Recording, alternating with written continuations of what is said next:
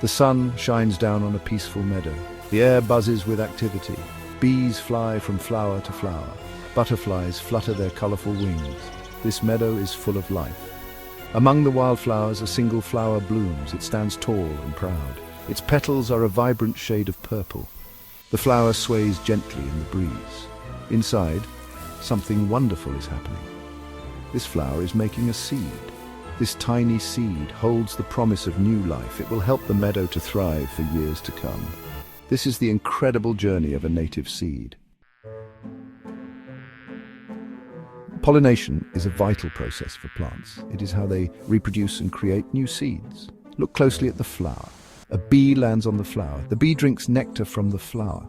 As it does, pollen sticks to its furry body. Pollen is a fine powder. It is found inside the flower. The bee flies to another flower. Some of the pollen rubs off. Now the second flower receives the pollen. This process is called pollination. The flower withers. It drops its seed onto the ground below. The seed is small and light. The wind picks it up. The seed soars through the air. It travels over the meadow. The wind carries it far and wide. The seed is on an adventure. It doesn't know where it will land, but it is ready to start its new life. The wind dies down. The seed lands softly on the ground. Rain falls and soaks into the soil. The seed drinks in the water. It begins to grow. A small root emerges from the seed.